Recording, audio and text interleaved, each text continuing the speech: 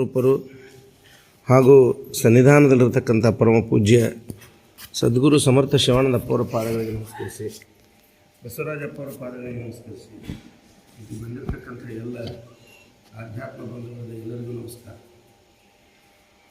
ಶ್ರೀಮನ್ ನಿಜಗುಣ ಶಿವಿಗಳ ವೇದಾಂತ ರತ್ನಾಕರದಿಂದ 4ನೇ ಸಂಧಿ ಪರಮಾಣು ಬಹುಬೋಧೆಯೊಳಗೆ ಹಿಂದಿನ ದಿವಸ ವಿಚಾರ ಕರ್ಮದೇ ಭವದುಃಖ ಎಂತೆಸಗುವನು ನಿಷ್ಕರ್ಮಿ ನಿತ್ಯಾನಂದ ನಿಜಯೋಗಿ. ಯೋಗೀಶ್ವರಂಗೆ ಕರ್ಮ ಉಪರತಿ ಬಗ್ಗೆ ಹೇಳಿದರು. ಇವತ್ತು ಹೇಳ್ತಾರೆ ನಿರ್ಗುಣ ಯೋಗದ ಬಗ್ಗೆ. ಸೂತ್ರ 19. ಮುನಿಪತಿ ನಿರ್ಗುಣಾಷ್ಟಾಂಗ ಯೋಗವನ್ನಿಂತು ವಣಿತೆ ಮೈತ್ರೇಯಿಗೆ ತುಳುಪಿದ. ಇದು ತಾನೇ ಸುಜ್ಞಾನ ನಿರ್ಯೋಗವಿದು ತಿಳಿಯದವರಿಗೆ ಮೊದಲಿಂದ ಗುರುಗಳು ಅದಕ್ಕೆ ಕಾರಣವೆನಿಸುವ ನಿರ್ಗುಣಾಷ್ಟಾಂಗ ಪದವನ್ನು ಇಂತು ಉಂಟೆಂದು ಬೋಧಿಸುವುದು. ಎನೆ ಕೇಳಿದು ಮೈತ್ರೇಯಿ ವಿನತೆಯಾಗಿ ಮುನಿಪಂಗೆ ನಿರ್ಗುಣಾಷ್ಟಾಂಗದ ಅಣುವೆನೆಗೆ ಪರಿಬಿಡಿದು ಅರುಪಲು ಇನಿಯೆಳೆಗೆ ತುಳುಪಿದನು ಅವನು ಇಂತು. ಮೊದಲು ಯಮ, ಅನಂತರದಿಂದ ನಿಯಮ, ಅನಂತರದಿಂದ ಆಸನ, ಅನಂತರದಿಂದ ಒದವಿದ ಪ್ರಾಣಾಯಾಮ ಪ್ರತ್ಯಾಹಾರವನ್ನು, ಅದರಿಂದ ಕೇಳು ಮನ್ಮನದನ್ನೇ, ಅದರಿಂದ ಧಾರಣೆಯು, ಅದರಿಂದ ಧ್ಯಾನವು, ಅದರಿಂದ ಹೊರ ಸಮಾಧಿಗಳನ್ನು ಪದಪಿಂದೆ ತಿಳಿ ನೀನು ನಿರ್ಯೋಗ ಜ್ಞಾನ ಸಂಪದಕ್ಕೆ ಇಂತು ವಾದಿಕಾರಣವಕ್ಕು ಆದಿಕಾರಣವಕ್ಕು. ನಿರ್ಗುಣ ಅಷ್ಟಾಂಗ ನಾಮಕ್ರಮ ನಿರೂಪಣೆ. ನಿರ್ಗುಣ ತಿಳಿಲಿಲ್ಲ ಅಂದ್ರೆ ನಿರ್ಗುಣ ಅಷ್ಟಾಂಗ ಯೋಗಗಳನ್ನು ಹೇಳ್ತಾನೆ ಕೇಳು. ಇಲ್ಲಿವರೆಗೂ ಆ ನಿರ್ಗುಣದ ಬಗ್ಗೆ ಸ್ವರೂಪವನ್ನು ಚೈತನ್ಯವನ್ನು ಲಕ್ಷಿಸಿ ಅದನ್ನು ಹೇಳಿದ್ದು. ಈಗೂ ಕೂಡ ಇದು ತಿಳಿಲಿಲ್ಲ ಅಂದ್ರೆ ನಿರ್ಗುಣ ಅಷ್ಟಾಂಗ ಯೋಗಗಳನ್ನು ಹೇಳ್ತಾನೆ ಕೇಳು. ಅದನ್ನು ತಿಳ್ಕೊಂಡ ಕಾಲಿಲ್ಲ ಅಂದ್ರೆ ಇನ್ನು ನಿರ್ಗುಣ ಅಷ್ಟಾಂಗ ಹೇಳ್ತಾನೆ ಅಂತ ಹೇಳ್ತಾರೆ. ನಿರ್ಗುಣ ಅಷ್ಟಾಂಗದೊಳಗೆ ಯಮ, ನಿಯಮ, ಆಸನ, ಪ್ರಾಣಾಯಾಮ, ಪ್ರತ್ಯಾಹಾರ, ಧಾರಣ, ಧ್ಯಾನ, ಸಮಾಧಿ ಅಂತಕ್ಕಂಥ ಈ ಅಷ್ಟಾಂಗ ಯೋಗಗಳ ಬಗ್ಗೆ ಹೇಳ್ತಾರೆ. ಸಗುಣಾಷ್ಟಾಂಗದೊಳಗೂ ಕೂಡ ಯಮ ನಿಯಮಗಳ ಹೇಳ್ತಾರೆ. ಅಲ್ಲಿ ಯಮ ನಿಯಮಗಳನ್ನು ಹೇಳಿ ಅಲ್ಲಿ ಯಾವ ರೀತಿಯಾಗಿ ಯಮ ನಿಯಮಗಳನ್ನು ಪಾಲನೆ ಮಾಡಬೇಕು ಅನ್ನೋದನ್ನು ಹೇಳಿ, ಇಲ್ಲಿ ನಿರ್ಗುಣದೊಳಗೆ ನಿರ್ಗುಣ ಅಷ್ಟಾಂಗದೊಳಗೆ ಯಮ ಅಂದರೆ ಏನು, ಯಮ ಏನು ಸೂಚಿಸ್ತೈತೆ ಅದು ಅನ್ನೋದ್ರ ಬಗ್ಗೆ ಯಮ ನಿಯಮಗಳನ್ನು ಯಾವ ರೀತಿಯಾಗಿ ಇಲ್ಲಿ ಏನು ಮಾಡ್ತವೆ ಅನ್ನೋದನ್ನು ಇಲ್ಲಿ ಹೇಳ್ತಾರೆ. ಆ ಕ್ರಮವನ್ನು ಯಮ, ನಿಯಮ, ಆಸನ, ಪ್ರಾಣಾಯಾಮ, ಪ್ರತ್ಯಾಹಾರ, ಧಾರಣ, ಧ್ಯಾನ, ಸಮಾಧಿ ಅಂತಕ್ಕಂಥ ಕ್ರಮ ಈ ರೀತಿಯಾಗಿ ಐತೆ ಅನ್ನೋದು ಅಂತ ಹೇಳ್ತಾರೆ. ಇದು ಸುಜ್ಞಾನ ನಿರ್ಯೋಗವಿದು. ಇದೇನು ಸುಜ್ಞಾನ ನಿರ್ಯೋಗ ಇಲ್ಲಿವರೆಗೂ ಹೇಳಿದ್ದು. ತಿಳಿಲ್ಲ ಅವರಿಗೆ, ತಿಳಿಯದವರಿಗೆ ಮುದದಿಂದ ಗುರುಗಳು ಅದಕ್ಕೆ ಕಾರಣವೆನಿಸುವ ನಿರ್ಗುಣಾಷ್ಟಾಂಗ ಪದವು ಇಂತು ಉಂಟೆಂದು ಬೋಧಿಸುವುದು. ಅದನ್ನು ತಿಳಿಲ್ಲ ಅವರಿಗೆ ಆ ನಿರ್ಗುಣ ಅಷ್ಟಾಂಗವನ್ನು ಹೇಳ್ತಾರೆ. ಇದು ತಾನೇ ಸುಜ್ಞಾನ ನಿರ್ಯೋಗವಿದು ತಿಳಿಯದವರಿಗೆ ಮುದದಿಂದ ಗುರುಗಳು ಅದಕ್ಕೆ ಕಾರಣವೆನಿಸುವ ನಿರ್ಗುಣ ಅಷ್ಟಾಂಗ ಪದವನ್ನು ಇಂತು ಉಂಟೆಂದು ಬೋಧಿಸುವುದು. ಎನೆ ಕೇಳಿದು ಮೈತ್ರೇಯಿ ವಿನತೆಯಾಗಿ ಮುನಿಪಂಗೆ ನಿರ್ಗುಣ ಅಷ್ಟಾಂಗದ ಅಣುವೆನೆಗೆ ಪರಿಬಿಡಿದು ಅರುಪಲು ಹೇಳ್ರಿ ಇನಿಯೆಡೆಗೆ ತಿಳಿಪಿದನು ಇಂತು. ಮೊದಲು ಯಮ, ಆಮೇಲೆ ನಿಯಮ, ಆಮೇಲೆ ನಿಯಮ, ಆಮೇಲೆ ಆಸನ, ಪ್ರಾಣಾಯಾಮ, ಪ್ರತ್ಯಾಹಾರ, ಧಾರಣೆ, ಧ್ಯಾನ, ಸಮಾಧಿ ನಿರ್ಗುಣ ಅಷ್ಟಾಂಗ ಯೋಗಗಳು ತಿಳಿ ನೀನು ನಿರ್ಯೋಗ ಜ್ಞಾನ ಸಂಪದಕ್ಕೆ ಇಂತು ಆದಿ ಕಾರಣವಕ್ಕು. ನಿರ್ಗುಣ ಅಷ್ಟಾಂಗ ನಾಮಕ್ರಮ ನಿರೂಪಣೆ ಆದಮೇಲೆ ಆಮೇಲೆ ನಿಯಮ ಅಂದ್ರೇನು, ನಿಯಮ ಅಂದ್ರೇನು ಅನ್ನೋದ್ರ ಬಗ್ಗೆ ಇಲ್ಲಿ ಮುಂದೆ ವಿಸ್ತಾರವಾಗಿ ಮುಂದೆ ಹೇಳ್ತಾರೆ. ಸೂತ್ರ 20. ಚೈತನ್ಯ ಯೋಗವೇ ನಿರ್ಗುಣ ಅಷ್ಟಾಂಗವು. ಆ ಚೈತನ್ಯ ಕ್ರಿಯೆ ಅಳಿದು ಉಳಿದುದೇ ಬೊಮ್ಮ. ಚೈತನ್ಯವನ್ನು ಹೊಂದಲಿಕ್ಕೆ ಈ ನಿರ್ಗುಣ ಅಷ್ಟಾಂಗಗಳು ಬೇಕು. ಈ ನಿರ್ಗುಣ ಅಷ್ಟಾಂಗಗಳನ್ನು ಹೊಂದಿ ಉಳಿದ ಮೇಲೆ ಕೊನೆಗೆ ಉಳಿತಕ್ಕಂಥದ್ದು ಯಾವುದು ಅಂದ್ರೆ ಅದು ಬ್ರಹ್ಮವಸ್ತು. ಬ್ರಹ್ಮ ಅದು ಯಾವ ಗುಣಗಳನ್ನು ಅವಲಂಬನ ಆಗಿಲ್ಲ. ಬ್ರಹ್ಮವಸ್ತು ಒಂದೇ ಕೊನೆಗೆ ಉಳಿತೈತಿ ಅಂತ ಹೇಳ್ತು. ಇದು ಈ ನಿರ್ಗುಣ ಅಷ್ಟಾಂಗ ಏನು ಲಕ್ಷಿಸಿ ಐತಿ ಅಂತಂದ್ರೆ ಆ ಚೈತನ್ಯವನ್ನು ಲಕ್ಷಿಸಿ ಐತಿ ಅಂತ ಹೇಳ್ತಾರೆ. ಈ ಚೈತನ್ಯವನ್ನು ತಿಳಿದ ಮೇಲೆ ಕೊನೆಗೆ ಏನೂ ಇಲ್ಲದೆ ಇರ್ತಕ್ಕಂಥದ್ದು ಯಾವುದೈತಿ ಅದು ಬ್ರಹ್ಮವಸ್ತು ಅಂತ. ಕೊನೆಗೆ ಉಳಿದು ಎಲ್ಲ ಕಳೆದು ಉಳಿದಂಥ ಉಳುಮೆ ಯಾವುದು ಅಂತಂದ್ರೆ ಬ್ರಹ್ಮವಸ್ತು ಒಂದೇ ಉಳಿತೈತಿ ಅಂತ ಹೇಳ್ತಾರೆ. ಕೊನೆಗೆ ಉಳಿತಕ್ಕಂಥದ್ದು ಬ್ರಹ್ಮ ಅಂತ ಹೇಳ್ತಾರೆ.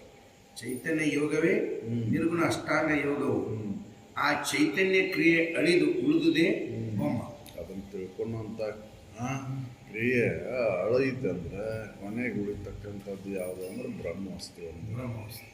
ಹೌದು, ಕೊನೆಗೆ ಉಳಿದ ಬ್ರಹ್ಮ ಒಂದೇ ಅಂತ ಹೇಳ್ತಾರೆ.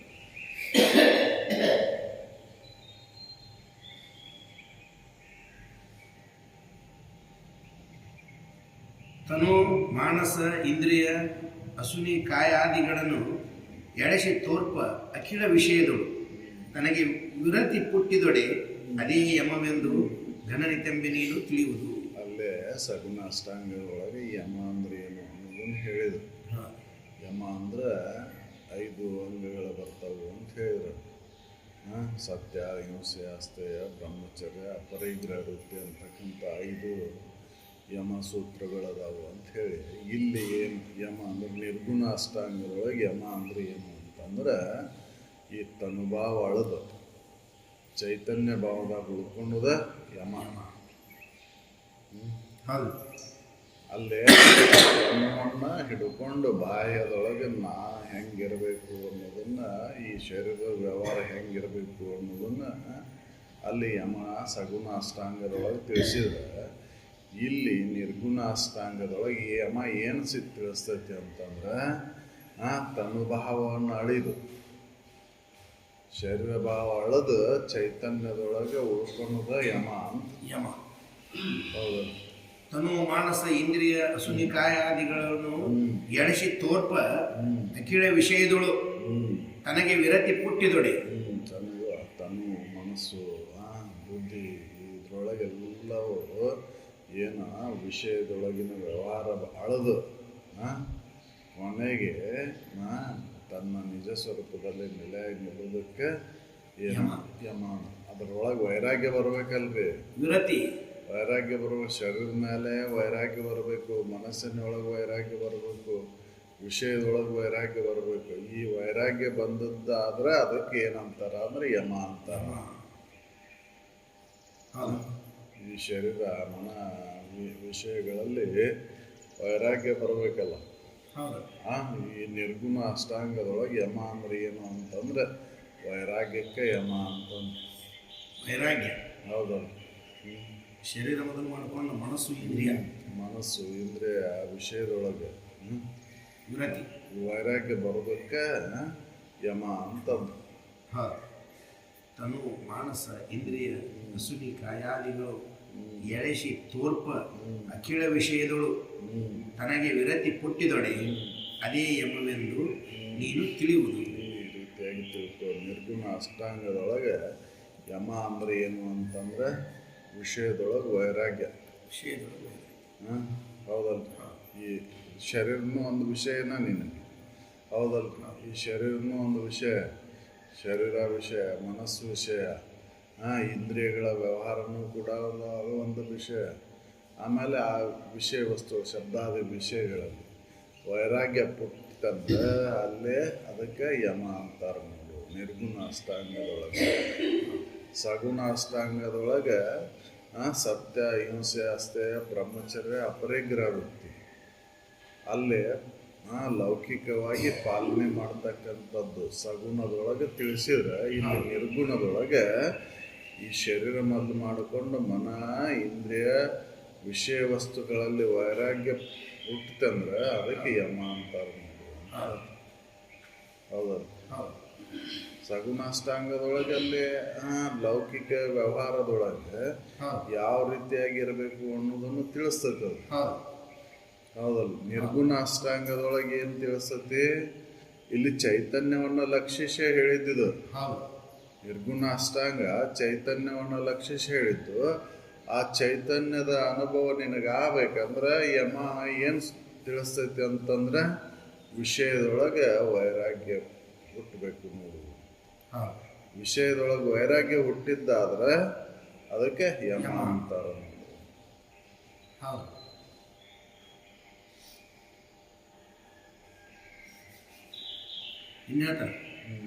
ತನಗೆಲ್ಲ ವಿಷಯದೊಳು ಉದಿಸಿದ ವಿರತಿ ಕೇಳ್ ಮನದಲ್ಲಿ ನಿಲ್ಲಲು ಅದು ದೃಢಮಾಗಿ ಮುನುಜರ ಒಲುಮೆಯ ನಿಯಮವೆನುವುದೆಂದು ಮೈತ್ರೇಯಿ ನೀನು ಅರಿಯುವುದು.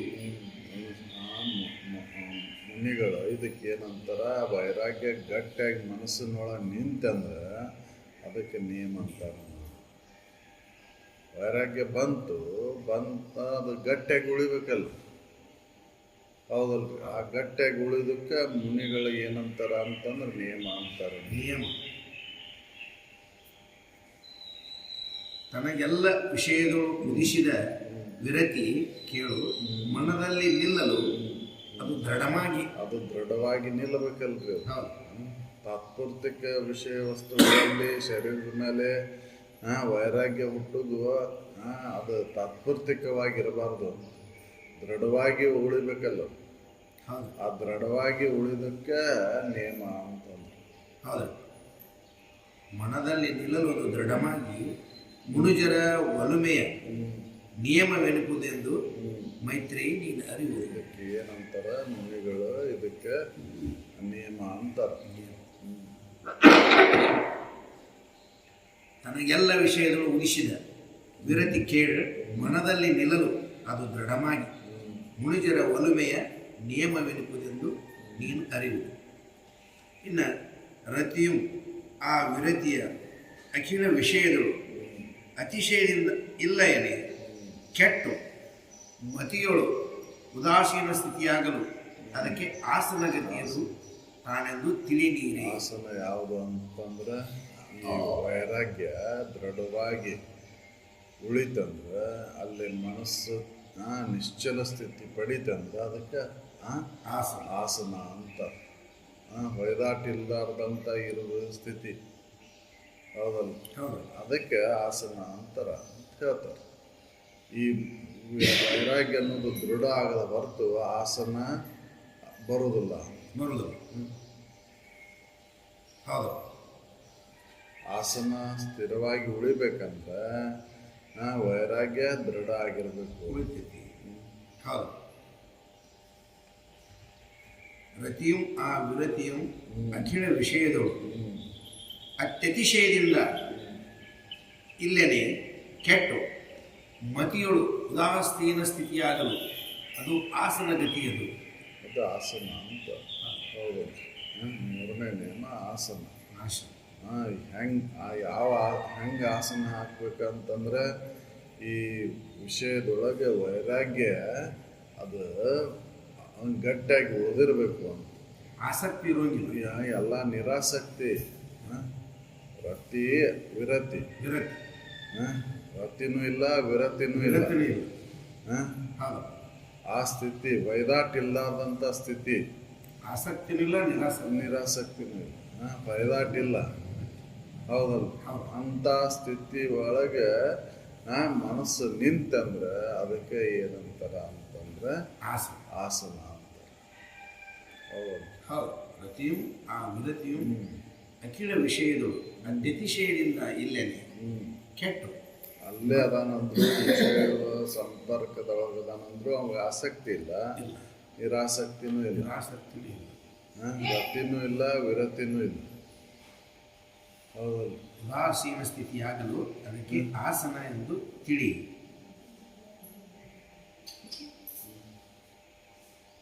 ಹೌದಲ್ಲ. ಹೌದು. ಅಲ್ಲಿ ಆಸಕ್ತಿನೂ ಇಲ್ಲ, ನಿರಾಸಕ್ತಿನೂ ಇಲ್ಲ. ಅಂಥ ಸ್ಥಿತಿ ಒಳಗೆ ಉಳಿತಂದ್ರೆ, ಮನಸ್ಸು ನಿಂತಂದ್ರೆ ಅದಕ್ಕೇನಂತಾರ ಅಂದ್ರೆ ನಿಯಮ ಅಂತ, ಈ ಆಸನ ಅಂತ. ಹೌದು. ಹೌದು. ಹೌದು.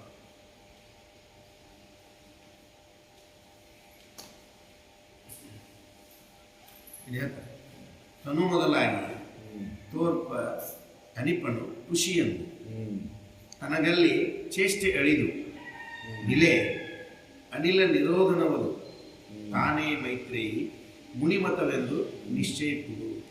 ಅನಿಲ ನಿರೋಧನ ಅಂದ್ರೆ ಪ್ರಾಣಾಯಾಮ ಅಂತಂದು ಏನು ಅಂತಂದ್ರೆ ಏನು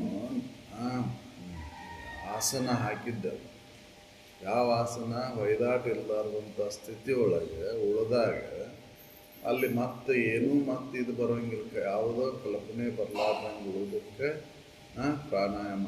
ಪ್ರಾಣಾಯಾಮ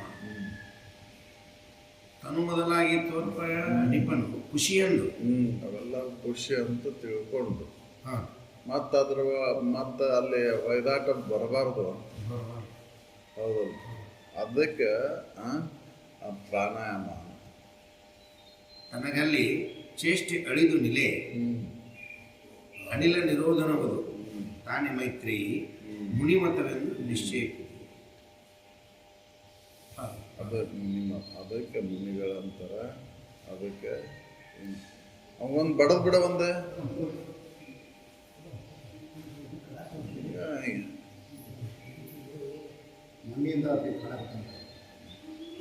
ಅವ್ಗೆ ಹೆಚ್ಚು ಮಾಡಾಕತ್ತಲ್ಲ ಹಂಗೆ ಮಾಡ್ತಾನ.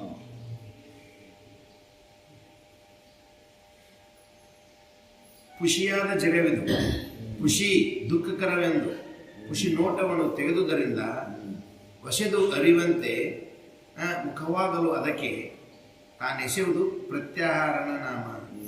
ಪ್ರತ್ಯಾಹಾರ ಅಂತ ಮತ್ತೆ ಆಸಕ್ತಿ ತಾಳಂಗಿಲ್ಲ. ಯಾವುದು ಒಂದು ತೊರೆದೋದ್ರ ಮೇಲೆ ಮತ್ತೆ ಎರಗದಿರ್ಕೋದೆ ಚೆನ್ನಾಗಿ ಅಂತರ್ಮುಖ ಆಗ್ಬೇಕಲ್ಲ. ಹೌದಲ್ಲ, ಬಿಟ್ಟೇನಿ ದೋಷ ದರ್ಶನ ಮಾಡಿ ವೈರಾಗ್ಯ ಬಂತು. ವೈರಾಗ್ಯ ಬಂದಮೇಲೆ ನಿಯಮದೊಳಗೆ ಮತ್ತೆ ಆಸಕ್ತಿ ತಾಳದೆ ಅಲ್ಲೇ ಇದ್ರೂ ಕೂಡ ಏನೂ ಹಚ್ಕೊಳ್ಳಾರ್ದ. ಹೌದಲ್ಲ, ರತಿನೂ ಇಲ್ಲ, ವಿರತಿನೂ ಇಲ್ಲ, ಸಾಕುನು ಅನ್ನೋಂಗಿಲ್ಲ, ಬೇಕುನು ಅಂತಿಲ್ಲ.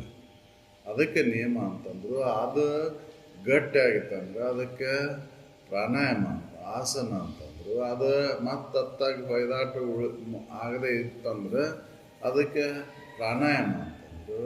ಪ್ರತ್ಯಾಹಾರ ಅಂತಂದ್ರೆ ಮತ್ತೆ ಏನೂ ಅಲ್ಲೇ ಒಳಗೆ ಯಾವ ಭಾವನೆನೂ ಬರೋಂಗಿಲ್ಲ. ಹೌದು, ಒಳಿತು ಕೆಡಕು ಮತ್ತೆ ಅದನ್ನ ಮತ್ತೆ ಅದು ತೊರೆದ ಬಿಟ್ಟೆವು. ಬಿಟ್ಟ ಮೇಲೆ ಮತ್ತೆ ಹತ್ತಾಗೆ ಎರವಂಗಿಲ್ಲ. ಅಂಥ ಸ್ಥಿತಿ ಒಳಗೆ ಉಳಿತಂದ್ರೆ ಅದಕ್ಕೆ ಪ್ರತ್ಯಾಹಾರ. ಇದು ನಿರ್ಗುಣ ಅಷ್ಟಾಂಗದೊಳಗೆ ಹೇಳ್ತಾರೆ. ಹೌದಲ್ಲ, ಸಗುಣ ಅಷ್ಟಾಂಗದೊಳಗೆ ಅಲ್ಲಿ ಪ್ರಾಣಾಯಾಮ ಅದನ್ನ ಈ ನಿಯಮಗಳನ್ನು ಬೇರೆ ಅದಾವ ಅಲ್ಲಿ. ಹೌದಲ್ಲ, ಇದು ಚೈತನ್ಯವನ್ನು ಲಕ್ಷಿಸಿ ಹೇಳಿದ್ದು. ಚೈತನ್ಯವನ್ನು ಲಕ್ಷಿಸಿ ಹೇಳಿದಂತ. ಹೌದಲ್ಲ, ಚೈತನ್ಯದ ಅನುಭವವನ್ನು ಮಾಡ್ಕೋಬೇಕಂದ್ರೆ ಈ ರೀತಿಯಾಗಿ ನಿರ್ಗುಣ ಅಷ್ಟಾಂಗವನ್ನು ಪಾಲನೆ ಮಾಡುವುದು ಹೇಳ್ತಾರೆ. ಚೈತನ್ಯವನ್ನು ಕುರಿತು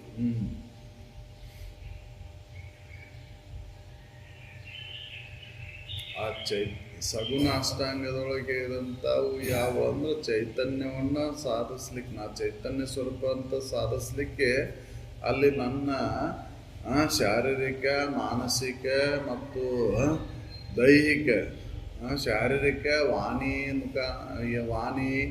ಆಮೇಲೆ ಮಾನಸಿಕವಾಗಿ ದೋಷಗಳನ್ನು ಕಳ್ಕೊಳ್ಳಿಕ್ಕೆ ಸಗುಣ ಅಷ್ಟಾಂಗದೊಳಗೆ ಯಮ ನಿಯಮಾದಿಗಳನ್ನು ಹೇಳಿದ್ರೆ, ಇಲ್ಲಿ ನಿರ್ಗುಣ ಅಷ್ಟಾಂಗದೊಳಗೆ ಎಲ್ಲ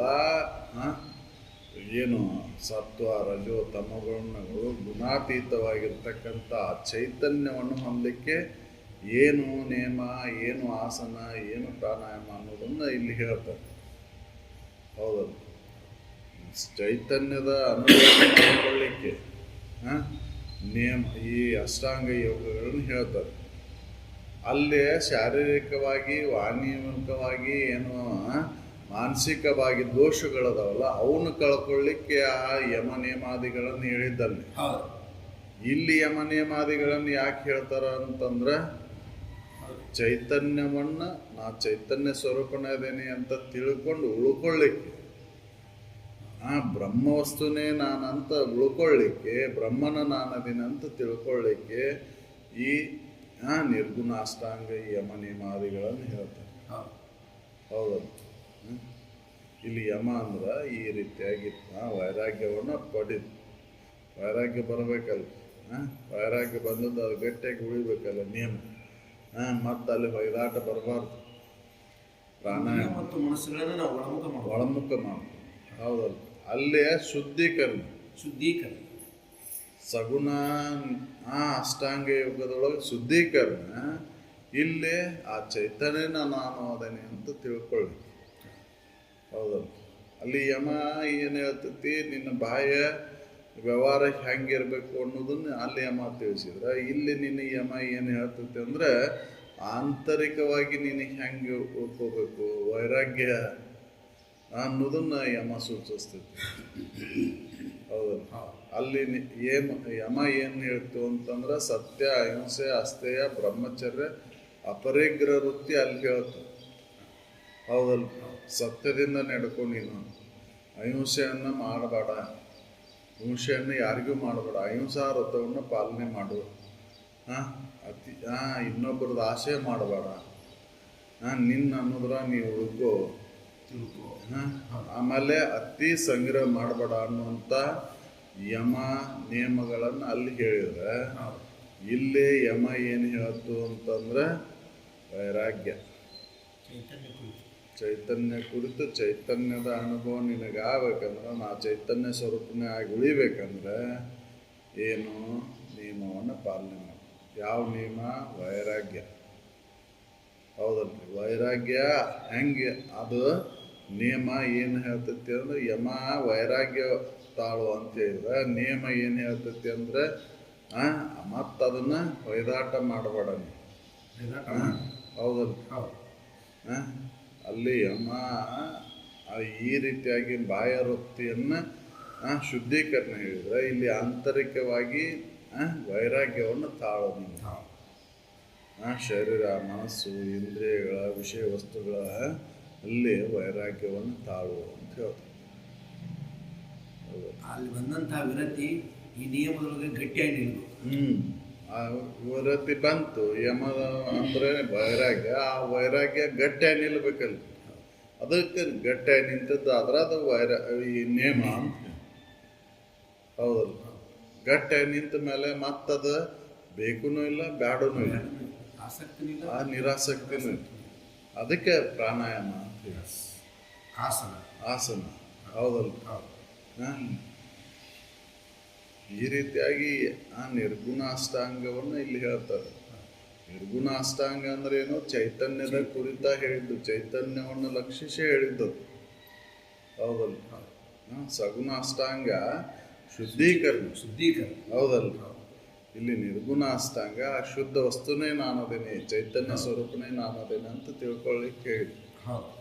ಹೌದಲ್ಲ. ಸಗುಣ ಮಾರ್ಗ, ನಿರ್ಗುಣ ಮಾರ್ಗ ಅಂತ ನಾವು ಮಾಡಿಕೊಂಡದ್ದು.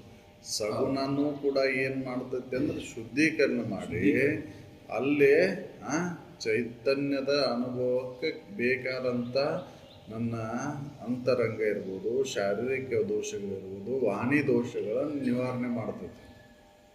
ಹೌದಲ್ಲ. ಇಲ್ಲಿ ಆ ಚೈತನ್ಯದ ಕುರಿತ ಚೈತನ್ಯದ ಅನುಭವ ಆಗ್ಬೇಕಂದ್ರೆ ವೈರಾಗ್ಯ ಅದು ಗಟ್ಟಿಯಾಗಿ ದೃಢವಾಗುವುದು ಮತ್ತು ಹೊಯ್ದಾಟ ಇಲ್ಲದೆ ಇರುವುದು ಇದನ್ನು ಹೇಳ್ತದೆ. ಹೌದು. ಖುಷಿಯಾದ ಜಗವಿದು ಖುಷಿ ದುಃಖಕರವೆಂದು ಖುಷಿ ನೋಟವನ್ನು ತೆಗೆದುದರಿಂದ ಹೊಸೆದು ಅರಿವಂತರ್ಮುಖವಾಗಲು, ಹೊಸೆದು ಅರಿದು ಅಂತರ್ಮುಖವಾಗಲು ಅದಕ್ಕೆ ತಾನೆಸೆಯುವುದು ಪ್ರತ್ಯಾಹಾರ. ಅಂದ್ರೆ ಲೌಕಿಕ ಇದು ಹೆಂಗೆ ಐತಿಪ್ಪ ಅಂತಂದ್ರೆ, ಖುಷಿಯಾದಂಥ ಜಗತ್ತು, ಖುಷಿಯಾದಂಥ ಈ ಶರೀರ, ಮನಸ್ಸು, ಇಂದ್ರಿಯಗಳು ಎಲ್ಲವೂ ಸುಳ್ಳು ಅದಾವು, ವಿಷಯ ವಸ್ತುಗಳು ಸುಳ್ಳು ಅದಾವು ಅನ್ನೋದು ದೃಢ ಆಗ್ಬೇಕಲ್ಲ. ದೃಢ ಆಗಿ ಉಳಿದದ್ದಾದ್ರೆ ಅದಕ್ಕೆ ಪ್ರತ್ಯಾಹಾರ ಅಂತ ಹೇಳಿ. ಇದು ದೃಢ ಆಗಿಲ್ಲ ನಮಗೆ. ದೃಢ ಆದಾಗ ಪ್ರತ್ಯಾಹಾರ ಅನಿಸುವಂಥದ್ದು. ಹೌದು. ಖುಷಿಯಾದಂಥ ಜಗತ್ತಿದು, ಸುಳ್ಳೈತಿ ಜಗತ್ತು, ಖುಷಿಯಾದಂಥ ದೇಹ, ಖುಷಿಯಾದಂಥ ವಿಷಯ ವಸ್ತುಗಳು ಎಲ್ಲವೂ ಖುಷಿ ಅದಾವು ಅಂತ, ಸುಳ್ಳದಾವು ಅಂತ ತಿಳ್ಕೊಬೇಕು. ಹೌದು.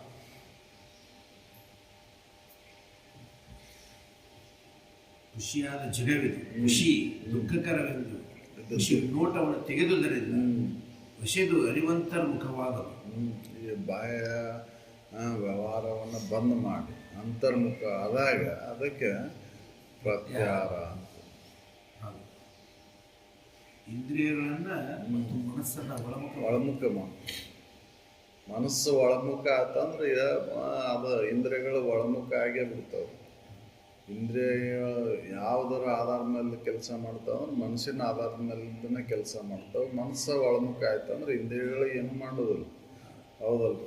ಆ ಮನಸ್ಸು ಒಳಮುಖ ಆಗ್ಬೇಕಂದ್ರೆ ಏನಾಗಬೇಕು ಅಂತಂದ್ರೆ ಈ ಖುಷಿಯಾದಂಥ ಜಗತ್ತು, ಹೌದಲ್ರಿ? ಖುಷಿ ಅಂತ ತಿಳ್ಕೊಬೇಕಲ್ಲ, ಜಗತ್ತು ಸುಳ್ಳು ಐತಿದು ಅಂತ ತಿಳ್ಕೊಬೇಕಲ್ಲ.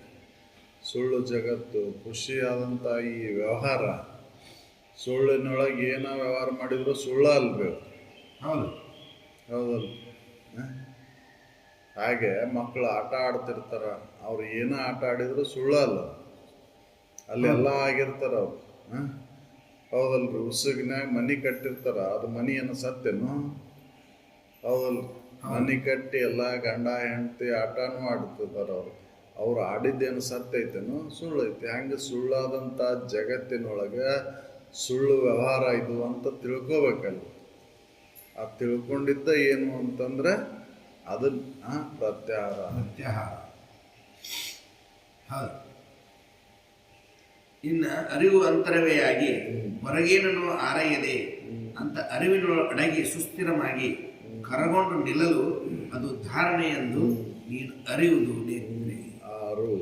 ಅರುವ ನಾನದೇನಂತ ತಿಳ್ಕೊಂಡು ಅರು ಅಭಾವದೊಳಗೆ ಉಳ್ಕೊಂಡು, ಅರುಭಾವದೊಳಗೆ ಉಳ್ಕೊಳ್ಳೋದಕ್ಕೆ ಧಾರಣೆ ಅಂತ ಎಲ್ಲ. ಅರಿವಿನ ಹೊರತಾಗಿ ಇನ್ನೊಂದು ಏನೂ ಇಲ್ಲ. ಅರುಣ ಎಲ್ಲದಕ್ಕೂ ಸಕಲಕ್ಕೂ ಆಧಾರವಾಗಿರ್ತಕ್ಕಂಥದ್ದು ಅರುಣ ಐತೆ ಅಂತ ತಿಳ್ಕೊಬೇಕು. ನಾ ಅರುಣ ಅದೇನೆ ಅಂತ ತಿಳ್ಕೊಬೇಕಲ್ಲ. ಚೈತನ್ಯನ ನಾನು ಅಂತ ತಿಳ್ಕೊಂಡದ್ದಕ್ಕೆ ಧಾರಣೆ ಅಂತ. ಚೈತನ್ಯದ ಹೊರತು ಬೇರೆ ಏನು ಇಲ್ಲ ಇಲ್ಲ. ಅರಿವಿನ ಹೊರತು ಇನ್ನೊಂದು ಏನು ಇಲ್ಲ ಇಲ್ಲ. ಅರುಣೇ ಎಲ್ಲದಕ್ಕೂ ಆಧಾರವಾಗಿರ್ತಕ್ಕಂಥದ್ದು ಅಂತ ತಿಳ್ಕೊಳ್ಳೋದಕ್ಕೆ ಧಾರಣೆ ಅಂತ. ಅರಿವು ಅಂತರವೇ ಆಗಿ ಹೊರಗೇನೂ ಆರೈಯದೆ ಅರಿವಿನೊಳಗೆ ಸುಸ್ಥಿರವಾಗಿ ಕರಗೊಂಡು ನಿಲ್ಲಲು ಅದು ಧಾರಣೆ ಎಂದು. ಹೊರಗೇನು ಆರೈಯದೆ ಹೊರಗಿನ್ನೊಂದು ಏನು ಇಲ್ಲ ಇಲ್ಲ. ಅರುಣ ಎಲ್ಲ ಕಡೆ ಐತಿ. ಹೇಗೆ ಬಯಲು ಎಲ್ಲ ಒಳಗು ಹೊರಗು ಹೇಗೆ ಬಯಲು ತುಂಬಿಕೊಂಡಿತ್ತು ಹಾಗೆ ಅರುಣ ಐತಿ. ಎಲ್ಲ ಕಡೆ ಅರು ಐತಿ. ಅರು ಇಲ್ಲ ಏನು ಇಲ್ಲ ಇಲ್ಲ. ಅರುಣ ಎಲ್ಲದಕ್ಕೂ ಆಧಾರ ಅರುಣೇ ಸತ್ಯ ಅಂತ ತಿಳ್ಕೊಳ್ಳೋದಕ್ಕೆ. ತಿಳ್ಕೊಂಡು ಅದನ್ನು ಗಟ್ಟಿ ಆದಾಗ ಅದಕ್ಕೆ ಧಾರಣೆ ಅಂತ.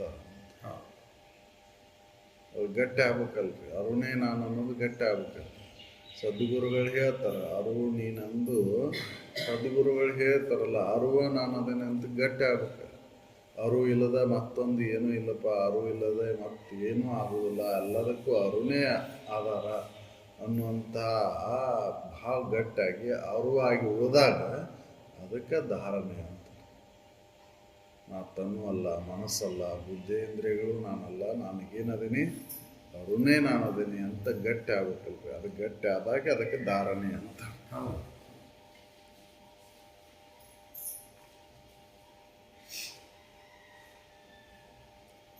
ಅರಿವೇ ಅಂತರೆಯಾಗಿ ಹೊರಗೇನನ್ನು ಆರೈಯದೆ ಅರಿವಿನ ಅಡಗಿ ಸುಸ್ಥಿರವಾಗಿ ಕರಗೊಂಡು ನಿಲ್ಲಲು ಅದು ಧಾರಣೆ ಎಂದು ನೀನು ಅರಿಯುವುದು. ಇನ್ನು ಭಾವದ ಬಳಕೆ ಬೇರೆ ಉದಿಸದೆ ಪರಿಪೂರ್ಣ ಕೇವಲ ಚೈತನ್ಯ ತಾನೆಂದು ಭಾವಿಸುತ್ತಿರಲು ಅದು ತಾನೇ ತಧ್ಯಾನವೆಂದು ಆವಾಗ ಇದನ್ನೇ ಭಾವಿಸು ಕಾಣ್ತೇವೆ. ಧ್ಯಾನ ಅಂದ್ರೆ ಹೆಂಗೆ ಮಾಡಬೇಕು ಅಂತಂದ್ರೆ ಅರುಣ ಚೈತನ್ಯ ಸ್ವರೂಪನ ನಾನು ಅದೇನೆ, ಅಲ್ಲಿ ಭಾವದ ಬಳಕೆ ಮತ್ತೆ ಏನೂ ಇರಬಾರ್ದು ಅಂತ, ಕಲ್ಪನೆಗಳು ಯಾವ ಬರಬಾರ್ದಲ್ಲಿ, ಆ ಅರುಣೇ ನಾನು ಅದೇನೆ ಅನ್ನುವಂಥ ಭಾವದೊಳಗೆ ಗಟ್ಟಿಯಾಗಿ ಉಳ್ಕೊಂಡು ಬೇರೆ ಮತ್ತೆ ಭಾವನೆಗಳು ಬರಬಾರ್ದು ಅಂತ. ಹೌದು, ಭಾವದ ಬಳಕೆ ಬೇರೆ ಉದಿಸದೆ, ಯಾವ ಮತ್ತೆ ಭಾವನೆ ಮತ್ತೆ ಯಾವ ಭಾವನೆ ಮಾಡ್ಕೊಂಡಂಗಿಲ್ಲ, ಬೇರೆ ಬೇರೆ ಭಾವಿಸೋಂಗಿಲ್ಲ. ಚೈತನ್ಯ ಅಂದ್ರೆ ಹಂಗೈತಿ ಹಿಂಗೈತಿ ಅಂತ ಭಾವನೆ ಮಾಡಂಗಿಲ್ಲ, ಅದು ಶಕ್ತಿ ನೋಡೋದ ಇದು ಅಂತ ಭಾವನೆ ಮಾಡ್ಕೊಂಡಂಗಿಲ್ಲ. ಭಾವದ ಬಳಕೆ ಮಾಡದೆ ಭಾವ ರಹಿತ ಸ್ಥಿತಿಯನ್ನು ಹೊಂದಿದಾಗ ಮಾತ್ರ ಅದಕ್ಕೆ ಧ್ಯಾನ ಅಂತ. ಭಾವದ ಬಳಕೆ ಬೇರೆ ಉದಿಸದೆ ಪರಿಪೂರ್ಣ ಕೇವಲ ಚೈತನ್ಯ ತಾನೆಂದು. ಅಲ್ಲಿ ನಾ ಚೈತನ್ಯ ಸ್ವರೂಪನೇ ಅದೇನೆ, ಬ್ರಹ್ಮವಸ್ತುನೇ ನಾನು ಅದೇನೆ ಅನ್ನುವಂಥದ್ದು ಗಟ್ಟಿಯಾಗಿ ಉಳ್ಕೋಬೇಕಲ್ಲ. ಅದಕ್ಕೆ ಭಾವನೆ ಅಡಗಬೇಕಲ್ಲ, ಎಲ್ಲ ಭಾವನೆಗಳು ಅಡಗಬೇಕಲ್ಲ, ಕಲ್ಪನೆಗಳೆಲ್ಲ ಅಡಗಬೇಕು. ಧ್ಯಾನ ಅಂತಂದ್ರೆ ಏನೂ ಕಲ್ಪನೆಯನ್ನು ಮಾಡ್ಕೊಂಡಂಗಿಲ್ಲ. ಹೌದು, ಧ್ಯಾನವನ್ನು ಮಾಡೋದಂದ್ರೆ ಏನಂತ ತಿಳ್ಕೊಂಡೇವು ನಾವು ಅಂತಂದ್ರೆ, ಏನೋ ಒಂದು ಜಪವನ್ನು ಮಾಡೋದು, ಆ ಜಪ ಮಾಡ್ಕೊಂತ ಕುಂದ್ರದಕ್ಕೆ ಧ್ಯಾನ ಅಂತ ತಿಳ್ಕೊಂಡ್ಬಿಟ್ಟೆವು. ಧ್ಯಾನ ಅಂದ್ರೆ ಯಾವ ಕಲ್ಪನೆನೂ ಬರಬಾರ್ದಲ್ಲಿ, ಕೇವಲ ಚೈತನ್ಯ ಸ್ವರೂಪನೇ ನಾನಂತದೇನೆ ಅಂತ ತಿಳ್ಕೊಂಡು ಆ ಚೈತನ್ಯದೊಳಗೆ ಭಾವ ನೆಲೆಸಬೇಕು ಅಂತ. ಅಲ್ಲಿ ಮತ್ತೆ ಯಾವ ಭಾವನೂ ಬರಬಾರ್ದಲ್ಲಿ, ಅದಕ್ಕೆ ಧ್ಯಾನ ಅಂತ. ಭಾವದ ಬಳಕೆ ಬರಬಾರ್ದು. ಭಾವದ ಬಳಕೆ ಅಂದ್ರೆ ಕಲ್ಪನೆಗಳ ಮಾತು ಉದಯ ಆಗಬಾರ್ದು. ಆ ಕಲ್ಪನೆಗಳ ಮಾತು ಉದಯ ಆಗಲಾರ್ದಂಗೆ ಇತ್ತಂದ್ರೆ ಅದಕ್ಕೆ ಧ್ಯಾನ ಅಂತ. ಹೌದು, ಯಾವ ಕಲ್ಪನೆನೂ ಕೂಡ ಅಲ್ಲಿ ಬರಬಾರ್ದು. ಅವೆಲ್ಲವೂ ಯಾವಾಗ ಆಕೈತೆ ಅಂದ್ರೆ ಯಮ ಸ್ಥಿರವಾದಾಗ, ವೈರಾಗ್ಯ ಸ್ಥಿರ ಆದಾಗ ಭಾವದ ಬಳಕೆಯನ್ನು ಮಾಡ್ಕೊಳ್ಳಿಕ್ಕೆ ಬರ್ತದೆ. ಅವಾಗ ಏಕಾಗ್ರತೆ ಬರ್ತೈತಿ ಅಂತ ಹೇಳ್ತಾರೆ. ಮ್ಯಾಗಿನಷ್ಟು ಬಂದ ಮೇಲೆನ ಧ್ಯಾನ ಮಾಡಕ್ಕೆ ಬರ್ತೈತಿ, ಹಂಗೆ ಧ್ಯಾನ ಮಾಡಕ್ಕೆ ಬರೋದಿಲ್ಲ. ಧ್ಯಾನ ಅಂದ್ರೆ ಹಂಗೆ ಏನಾರ ಕುರಿತ ಲಕ್ಷ್ಯ ಭಾವವನ್ನು ಇಟ್ಕೊಂಡೋದಕ್ಕೆ ಧ್ಯಾನ ಅಂತ ಹೇಳಿಲ್ಲ. ಸಂಕಲ್ಪ ಮಾಡ್ಕೊಂತಾರಪ್ಪ, ಎಲ್ಲ ಸಂಕಲ್ಪಗಳು ಅಳಿಬೇಕು. ಹೌದಲ್ಲ, ಅಲ್ಲಿ ಮತ್ತೆ ಯಾವ ಭಾವನೂ ಬರಬಾರ್ದು. ಕೇವಲ ಚೈತನ್ಯ ಸ್ವರೂಪನ ನಾನು ಅದೇನಂತ ತಿಳ್ಕೊಂಡು ಆ ಚೈತನ್ಯ ಸ್ವರೂಪ ಭಾವದೊಳಗೆ ನೆಲೆಯಾಗಿ ನಿಲ್ಲಬೇಕು. ಮತ್ತು ಅಲ್ಲಿ ಯಾವ ಕಲ್ಪನೆನೂ ಬರಬಾರ್ದು, ಭಾವದ ಬಳಕೆ ಆಗಬಾರ್ದು. ಅದಕ್ಕೆ ಧ್ಯಾನ.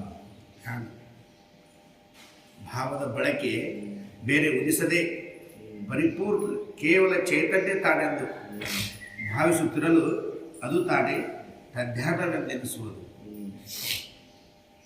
ಇಲ್ಲಿ ಹೇಳ್ತಾರೆ, ಭಾವಕ್ಕೆ ಶುದ್ಧ ಚಿತ್ತ ಆನೆಂದು ತೋರುವ ಈ ಭಾವನೆ ತನ್ನೊಳು ಲಯಮಾಗಿ ತೀವಿ ನಿಜಾನಂದದ ಉಳಿಮೆಯಾದ ಅರಿವಿನ ಭಾವನೆ ಸುಸಮಾಧಿ ಎನಿಪುದು. ಅಲ್ಲಿ ಏನೂ ಉಳಿಬಾರ್ದು, ಎಲ್ಲವೂ ಅಳದ ಕೇವಲ ನಿಜಾನಂದವನ್ನು ಉಳಿಬೇಕು. ಅದಕ್ಕೆ ಏನಂತಾರ ಅಂದ್ರೆ ಸಮಾಧಿ ಅಂತ. ಹೌದು, ಎಲ್ಲ ಭಾವನೆಗಳ ಅಳದ ಕೊನೆಗೆ ಚೈತನ್ಯ ಸ್ವರೂಪನೇ ನಾನು ಅನ್ನುವಂಥ ನಿಜಾನಂದದೊಳಗೆ ಉಳ್ಕೊಳ್ಳೋದಕ್ಕೆ ಸಮಾಧಿ. ಎಲ್ಲ ಹೊಯ್ದಾಟ ನಿಲ್ಲಬೇಕು. ಸಮಾಧಿ ಅಂದ್ರೆ ಅಂಬುದೆಯಲ್ಲೇ ತೆರೆ ಅಡಗಿದಂತೆ. ಹೌದಲ್ಲ, ಸಮುದ್ರದೊಳಗೆ ತೆರೆ ಅಡಗಿದಂಥ ಸ್ಥಿತಿ ಹೆಂಗೈತೋ ಆ ರೀತಿಯಾಗಿ ಉಳಿದಾಗ ಅದಕ್ಕೆ ಸಮಾಧಿ ಅಂತ. ಕೇವಲ ನಿಜಾನಂದ, ತೆರೆ ಅಡಗಿದ ಅಂಬುದೆಯಂತೆ. ತೆರೆ ಅಡಗಿಲ್ಲ ನಾವು, ಹಂಗೆ ಭಾವದ ಕಲ್ಪನೆಗಳು ಹಂಗೆ ಹೇಳ್ತಾವೆ, ಕಲ್ಪನೆಗಳು ಹಂಗೆ ಎದ್ದೇ ಹೇಳ್ತಾವೆ. ಧ್ಯಾನ ಕುಂತರು ಹೇಳ್ತಾವು, ಏನು ಮಾಡಿದ್ರು ಹೇಳ್ತಾವೆ. ಧ್ಯಾನ ಹೆಂಗೆ ಆಕೈತ್ರಿ? ಹೌದಲ್ಲ, ಧ್ಯಾನ ಅಂದರೆ ನಾವು ಏನೋ ಕಲ್ಪನೆಗಳನ್ನು ಮಾಡ್ಕೊಂತ ಕುಂತು ಬಿಡ್ತೇವೆ. ಕಲ್ಪನಾ ರಾಹಿತ್ಯ ಸ್ಥಿತಿಗೆ ಮುಟ್ಟಬೇಕಲ್ಲ ಅದು ಧ್ಯಾನದ ಕ್ರಿಯೆ ಅಂತಂದ್ರೆ ಹೆಂಗೆ ಅಂತಂದ್ರೆ ಏನೂ ಕಲ್ಪನೆಗಳು ಬರಬಾರ್ದು, ಯಾವ ಕಲ್ಪನೆಗಳ ಬಳಕೆ ಆಗಬಾರ್ದು, ಕಲ್ಪನೆಗಳನ್ನು ಮಾಡ್ಕೋಬಾರ್ದು. ಅದಕ್ಕೆ ಧ್ಯಾನ ಅಂತ. ಅಂದ ಕಲ್ಪನಾ ರಾಹಿತ್ಯ ಸ್ಥಿತಿಯನ್ನು ಮುಟ್ಲಿಕ್ಕೆ ಬರ್ತೈತಿ. ಕಲ್ಪನೆಗಳು ಹಂಗೆ ಹೇಳ್ತಾವ. ಯಾಕೆ ಕಲ್ಪನೆಗಳು ಹೇಳ್ತಾವ ಅಂತಂದ್ರೆ ಯಮ ಪಾಲನೆ ಮಾಡಿಲ್ಲ, ವೈರಾಗ್ಯ ಬಂದಿಲ್ಲ, ವಾಸನೆಗಳದಾವ. ಇನ್ನ ಎಲ್ಲಿವರೆಗೂ ವಾಸನೆಗಳಿರ್ತಾವೋ ವೈರಾಗ್ಯ ಬರುವುದಿಲ್ಲ, ಅಲ್ಲಿವರೆಗೂ ಧ್ಯಾನವನ್ನು ಮಾಡ್ಲಿಕ್ಕೆ ಆಗುದಿಲ್ಲ. ಹಿಂಗ ಸುಮ್ಮನೆ ತೋರಿಕೆಗೆ ಕುಂದಿರಬೇಕಾಕೈತಿ. ಹಿಂಗ ಧ್ಯಾನದ ಬಗ್ಗೆ ನಾವು ಹೇಳ್ಕೊಡ್ತೇವೆ, ಕ್ಲಾಸ್ ಹೇಳ್ತೇವೆ ಅಂತಾರ. ಧ್ಯಾನದ ಬಗ್ಗೆ ಕ್ಲಾಸ್ ಹೇಳಲಿಕ್ಕೆ ಬರುವುದಿಲ್ಲ, ಅದು ವೈಯಕ್ತಿಕ ಸಾಧನೆ. ಅದು ಹೌದಲ್ಲ.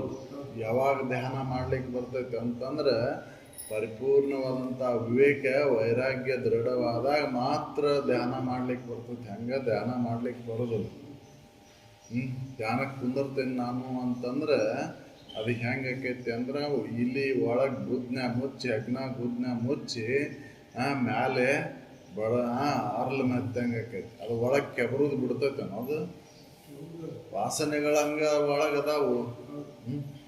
ವಾಸನೆಗಳನ್ನ ಇಟ್ಕೊಂಡು ಅದನ್ನ ಧ್ಯಾನ ಮಾಡ್ತೇನೆ ಅಂತಂದ್ರೆ ಆಗುದಿಲ್ಲ. ಧ್ಯಾನ ಮಾಡ್ಬೇಕಂದ್ರೆ ಎಲ್ಲ ವಾಸನೆಗಳು ಅಳಿಬೇಕು, ಒಳಗೆ ವೈರಾಗ್ಯ ಬಂದಿರಬೇಕು. ವೈರಾಗ್ಯ ದೃಢ ಆಗ್ಬೇಕು. ಯಾವಾಗ ದೃಢ ಆಕೈತಿ ಅಂದ್ರೆ ಇವೆಲ್ಲ ಜಗತ್ತು ಸುಳ್ಳೈತಿದು. ಜಗತ್ತಿನೊಳಗೆ ಯಾವ ವಿಷಯದೊಳಗೂ ಕೂಡ ಸುಖ ಇಲ್ಲ ಅಂತ ಗಟ್ಟಿ ಆದಾಗ ಅಲ್ಲಿ ಭಾವನೆಗಳನ್ನು ಉಳಿದು ಉಳಿಲಿಕ್ಕೆ ಬರ್ತೈತಿ. ಹಂಗ ನಾವು ಧ್ಯಾನ ಮಾಡ್ತೇವೆ ಧ್ಯಾನ ಮಾಡ್ಲಿಕ್ಕೆ ಆಗೋದಿಲ್ಲ. ಹೌದಲ್ಲ. ಹೆಗ್ನ ಒಳಗೆ ಮುಚ್ಚಿ ಹೊಡೆದಂಗೆ ಆಕೈತದ, ಒಳಗೆ ಕೆಬರುದು ಅದಕ್ಕೆ ಅವ್ರು ಹೇಳ್ತಾರೆ ವಾಸನೆ ಉರಿಸದೆ ಅಂತ.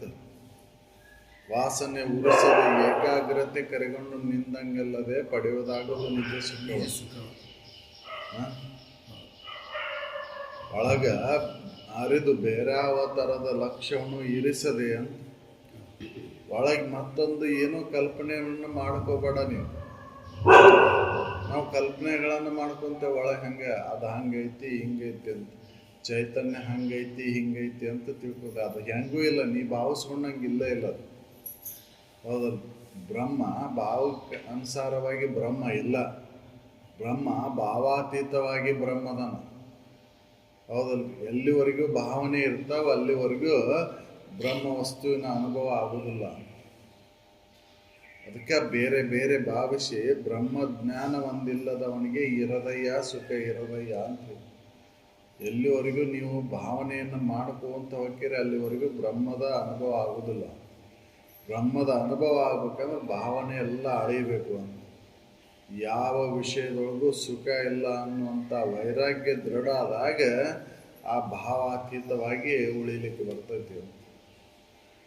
ಅದಕ್ಕಿಲ್ಲಿ ನಿರ್ಗುಣ ಅಷ್ಟಾಂಗ ಯೋಗದೊಳಗೆ ಯಮ ಅಂದ್ರೇನು, ನಿಯಮ ಅಂದ್ರೇನು, ಪ್ರಾಣಾಯಾಮ ಅಂದ್ರೇನು, ಪ್ರತ್ಯಾಹಾರ ಅಂದ್ರೇನು, ಧಾರಣ ಅಂದ್ರೇನು, ಧ್ಯಾನ ಅಂದ್ರೇನು, ಸಮಾಧಿ ಅಂದ್ರೇನು ಅಂತ ಹೇಳಿದ್ದವು. ಇದು ಚೈತನ್ಯವನ್ನು ಕುರಿತ ಹೇಳ್ಯಾರ ಅವರು. ಹೌದಲ್ಲ. ಚೈತನ್ಯದ ಅನುಭವ ನಿನಗಾಗಬೇಕಂದ್ರೆ ನಾ ಬ್ರಹ್ಮವಸ್ತುನೇ ಅಂತ ಖಾತ್ರಿ ಆಗ್ಬೇಕಂದ್ರೆ ಈ ರೀತಿಯಾಗಿ ನಿರ್ಗುಣ ಅಷ್ಟಾಂಗ ಯೋಗವನ್ನು ಪಾಲನೆ ಮಾಡು ಅಂತ ಹೇಳಿದ್ದವು. ಹೌದು. ಸಗುಣ ಅಷ್ಟಾಂಗದೊಳಗೆ ಶುದ್ಧೀಕರಣ ಹೇಳಿದ್ರೆ ಇಲ್ಲಿ ಅಂತರವಾಗಿ ಹೇಗಿರಬೇಕು ಅನ್ನೋದನ್ನು ಇಲ್ಲಿ ನಿರ್ಗುಣ ಅಷ್ಟಾಂಗ ಯೋಗದೊಳಗೆ ಹೇಳ್ತಾರೆ. ಹೌದಲ್ಲ. ಅದಕ್ಕೆ ಅವರು ಮೊದಲೇಕೆ ಯಮ ಅಂದ್ರೇನು ವೈರಾಗ್ಯ ಬಂದಾಗ ನಿಯಮವನ್ನು ಪಾಲನೆ ಮಾಡಕ್ಕೆ ಬರ್ತೈತಿ. ಹೌದಲ್ಲ. ವೈರಾಗ್ಯ ಬರೋದ ಹೆಂಗೆ ನಿಯಮ ಪಾಲನೆ, ವೈರಾಗ್ಯ ಬರಬೇಕು. ಯಮ ಅಂದ್ರೆ ಇಲ್ಲಿ ಯಮ ಏನು ಹೇಳ್ತೈತೆ ಅಂದ್ರೆ ವೈರಾಗ್ಯ. ಜಗತ್ತಿನ ವಿಷಯ ವಸ್ತುಗಳು, ದೇಹ ಇವೆಲ್ಲವೂ ಅನಿತ್ಯದವು ಅಂತ ತಿಳ್ಕೊಬೇಕಲ್ಲ. ಇವು ಸುಖಕರ ಅಲ್ಲ ಅನ್ನೋದು ಗಟ್ಟಿ ಆಗ್ಬೇಕಲ್ಲ.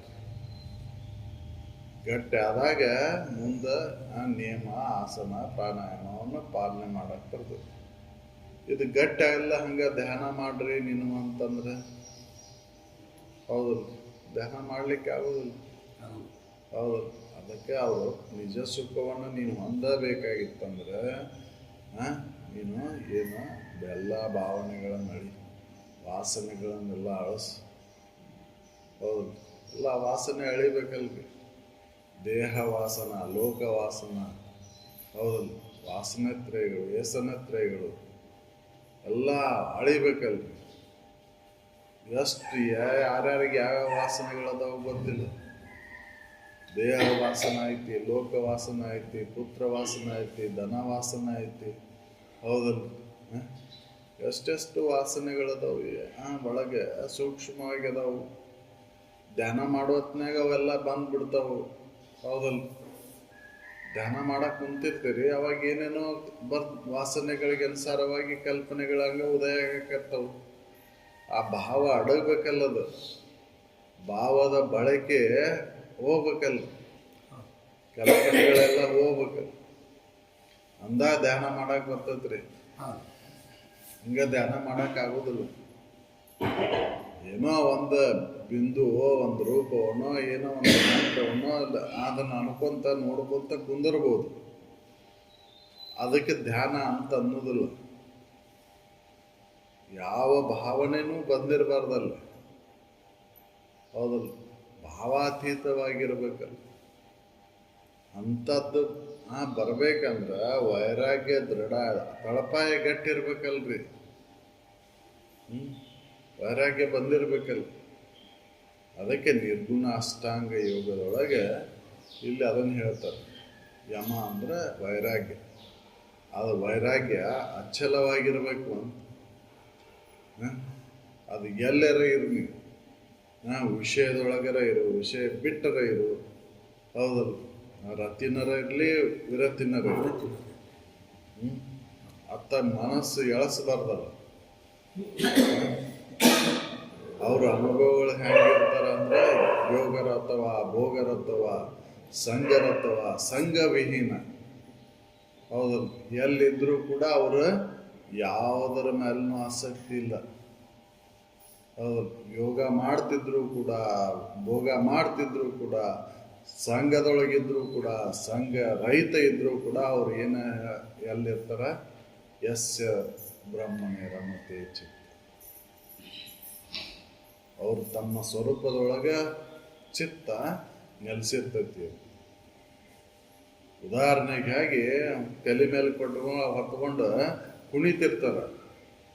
ಅವ್ರ ಲಕ್ಷ್ಯ ಎಲ್ಲಿರ್ತೈತಿ? ಕುಣಿಯಂತ ಹಾವ ಭಾವದ ಕಡೆ ಲಕ್ಷ್ಯ ಇರೋದಿಲ್ಲ. ಅವ್ರು ಕೊಡದ ಮೇಲೆನ ಲಕ್ಷ್ಯ ಇರ್ತೈತಿ, ಹೌದಲ್ರಿ. ಅದನ್ನ ಬ್ಯಾಲೆನ್ಸ್ ಮಾಡ್ತಿರ್ತಾರ ಅವ್ರು, ಹೌದಲ್ರಿ. ಹಂಗೆ ಅವ್ರು ಎಲ್ಲೇ ಇದ್ರೂ ಕೂಡ ಅದ ನಿರ್ಗುಣ ಅಷ್ಟಾಂಗವನ್ನು ಪಾಲನೆ ಮಾಡಿದ ಅವ್ರು ಹೆಂಗಿರ್ತಾರ ಅಂದ್ರೆ ಅಲ್ಲಿ ತಮ್ಮ ಲಕ್ಷ್ಯ ತಮ್ಮ ಸ್ವರೂಪದ ಆ ಚೈತನ್ಯದ ಕಡೆನೇ ಇರ್ತೈತಿ, ಹೊರತಾಗಿ ಯಾವ ಭಾವನೆಯೂ ಕೂಡ ಅವರಲ್ಲಿ ಇರೋದಿಲ್ಲ. ಅದಕ್ಕೆ ಅವರಲ್ಲಿ ವೈರಾಗ್ಯ ಗಟ್ಟಿಯಾಗಿರ್ತೈತಿ. ಅವರು ಎಲ್ಲೇ ಇದ್ರೂ ಕೂಡ ವೈರಾಗ್ಯ ಗಟ್ಟಿ ಇರ್ತೈತಿ. ಆ ವೈರಾಗ್ಯ ಬರೋದ ಮುಖ್ಯ ಐತಿ. ಹೌದು, ಅಂದಾಗ ನಿರ್ಗುಣ ಅಷ್ಟಾಂಗವನ್ನು ಪಾಲನೆ ಮಾಡ್ಲಿಕ್ಕೆ ಬರ್ತೈತಿ. ವೈರಾಗ್ಯವನ್ನು ಸೂಚಿಸ್ತೈತಿ ಯಮ. ಇಲ್ಲಿ ನಿರ್ಗುಣ ಅಷ್ಟಾಂಗದೊಳಗೆ ಯಮ ಏನು ಸೂಚಿಸ್ತೈತಿ ಅಂದ್ರೆ ವೈರಾಗ್ಯ. ತನು ಮಾನಸ ಈ ಜಗತ್ತಿನ ವಿಷಯ ವಸ್ತುಗಳಲ್ಲಿ ವೈರಾಗ್ಯ, ಹೌದಲ್ಲ. ವೈರಾಗ್ಯ ಬರದ ಹೊರತು ಮುಂದಿನ ನಿಯಮ ಪಾಲನೆ ಮಾಡೋಕ್ಕಾಗೋದಿಲ್ಲ, ಹೌದಲ್ಲ. ಪ್ರಾಣಾಯಾಮ ಮಾಡೋಕ್ಕಾಗೋದಿಲ್ಲ, ಪ್ರತ್ಯಾಹಾರ ಮಾಡೋಕ್ಕಾಗೋದಿಲ್ಲ, ಧಾರಣ ಧ್ಯಾನ ಮಾಡಲಿಕ್ಕೆ ಆಗೋದನೇ. ಸಮಾಧಿಯನ್ನು ಹೊಂದೋದಂತೂ ದೂರ ಉಳಿತು, ನಿಜಾನಂದವನ್ನು ಹೊಂದೋದಂತೂ ದೂರ ಉಳಿತು, ಹೌದಲ್ಲ. ಅದಕ್ಕೆ ವೈರಾಗ್ಯ ಬರಬೇಕು ಅಂತ ಹೇಳ್ತಾರೆ. ಯಮ ನಿಯಮ ಇವನು ಸೂಚಿಸ್ತಾವ ಇಲ್ಲಿ ನಿರ್ಗುಣ ಅಷ್ಟಾಂಗದೊಳಗೆ, ಹೌದಲ್ಲ.